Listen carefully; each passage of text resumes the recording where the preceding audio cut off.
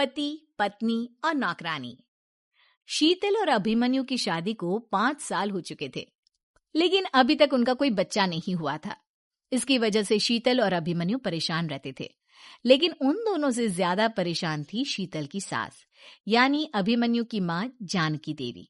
जानकी देवी चाहती थी कि जल्दी से जल्दी उनकी गोद में पोता या पोती आ जाए, और इसीलिए वो अपनी बहू शीतल को लेकर एक दिन हॉस्पिटल पहुंची।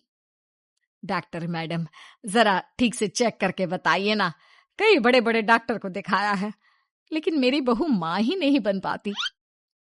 मैंने शीतल को बहुत अच्छे से चेकअप किया है। देखिए, बात यह है कि शीतल के अंदर मां बनने की कैपेसिटी नहीं है। ये आप क्या कह रही हैं डॉक्टर साहब? कोई तो इलाज होगा ना, कोई दवाई दे दीजिए। देखिए, कुछ प्रॉब्लम ऐसी होती है जिनका कोई ट्रीटमेंट नहीं होता। आई एम सॉरी टू से, लेकिन शीतल कभी मां नहीं बन सकती, क्योंकि उसके यूट्रस में अंदर से ही कुछ प्रॉब्लम है। घर आने के बाद, क्या हुआ माँ? कहाँ लेकर गई थी आप शीतल को? अरे कहाँ लेकर जाती, डॉक्टर मैडम के पास ले गई थी, लेकिन तेरी बीवी तो कभी माँ बन ही नहीं सकती। मम्मी जी, इसमें मेरी क्या गलती? अगर अंदर से कोई प्रॉब्लम है तो उसमें मैं भी कुछ नहीं कर सकती। जानती हूँ, यह बात डॉक्टर के मुंह से सुन चुकी हूँ। अब दोबारा मेरे सामने इस बात का गाना मत गा। अरे माँ, परेशान होने की जरूरत नहीं है, हम सोचते हैं ना कुछ। अरे क्या सोचेगा तू? जब डॉक्टर कह चुका है कि तेरी बीवी मां नहीं बन सकती, तो बता क्या सोचेगा तू? कहाँ से लाएगा बच्चा? माँ, ये तो मैं भी नहीं जानता। अभिमन्यु, क्यों ना हम अनाथ आश्रम से एक बच्चा गोद ले आए? क्या फर्क पड़ता है बच्चा हमारा हो या गोद लिया हुआ? हाय, बड़ी बातें बनाने वाली, क्या फर्क पड़ता है? अरे क्यों फर्क नहीं पड़ता? मुझे इस वंश को आगे बढ़ाने के लिए मेरे बेटे का खून चाहिए, किसी दूसरे का नहीं। लेकिन माँ, आप जानती हैं कि ये अब पॉसिबल नहीं है। मैं कुछ नहीं जानती। मैं किसी पराये की औलाद को इस घर में अपना पोता या पोती बन के बढ़ता हुआ नहीं देख सकती।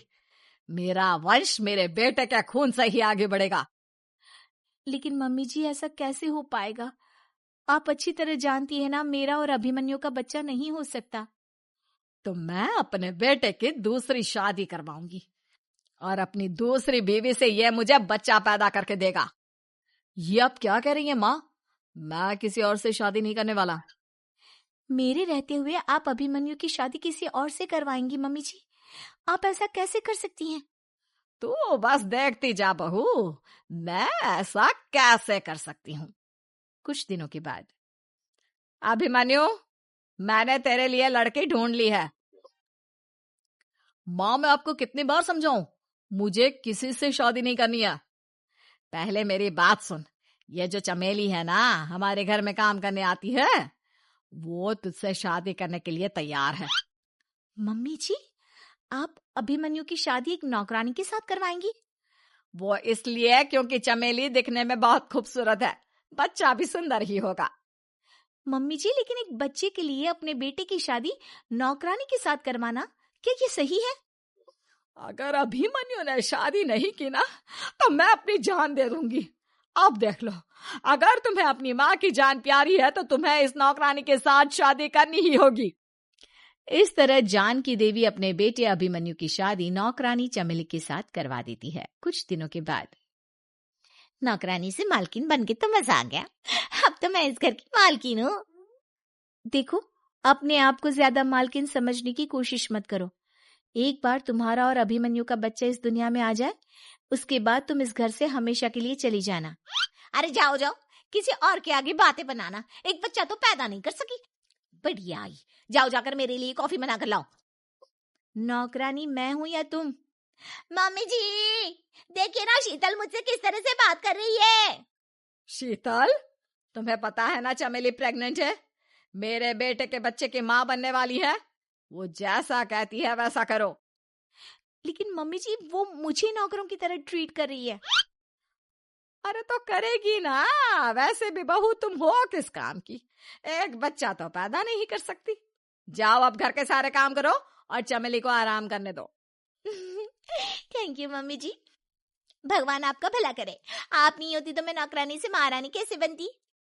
देखो, तुम्हें जो चाहिए सब मिलेगा, खूब खाओ पियो, मजे की जिंदगी जियो, लेकिन बस मुझे एक बच्चा पैदा करके दे दो।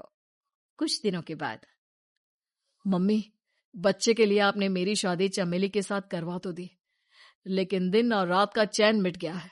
सारा दिन शीतल और चमेली की बहस चलती रहती है। अब शीतल को इस घर में रखने से क्या होगा? मैं तो कहती हूँ उसे घर से निकाल दो, है भी किस काम की। मैं ऐसा नहीं कर सकता माँ, वो मेरी पत्नी है, उससे बहुत प्यार करता हूं मैं। तुम्हारी पत्नी चमेली है, चमेली, उससे प्यार करो। अरे तुम्हारे बच्चे को जन्म देने वाली है वो। अभिमन्यु, मैं खुद ही इस घर से चली जाती हूँ। वैसे भी अपने ही घर में नौकरों की तरह रहकर परेशान हो चुकी हूँ। घर की नौकरानी मेरे ऊपर हुक्म चलाती है, वो तुम्हारी पत्नी बन चुकी है। अब मेरा इस घर में क्या काम? अभिमन्यु के बार बार रोकने पर भी शीतल उस घर से चली जाती है। कुछ दिनों के बाद चमेली एक बच्चे को जन्म देती है। भगवान ने मेरी सुन ली, मेरे बेटे का घर भर गया, उसका अपना बच्चा इस दुनिया में आ गया।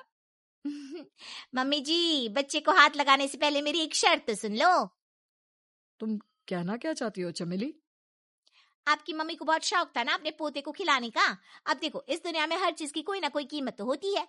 तुम अपनी आधी प्रॉपर्टी मेरे नाम कर दो, बच्चा तुम्हारे नाम। अरे लेकिन मैंने अपने बेटे से तुम्हारी शादी करवाई है, अब ये सौदेबाजी कहाँ से आ गई? जो औरत अपनी बहू को घर से निकाल कर एक नौकरानी के साथ अपने बेटे की शादी करवा दे, वो तो सौदेबाजी कर ही सकती है ना। उसका कैसे भरोसा कर सकते हैं? मुझे बस आप लोगों की प्रॉपर्टी चाहिए, उसके बाद ही बच्चे को आप हाथ लगा सकते हैं। मैंने कहा था ना मम्मी, आप गलत कर रही हैं। देखिए, उसका नतीजा आपके सामने है।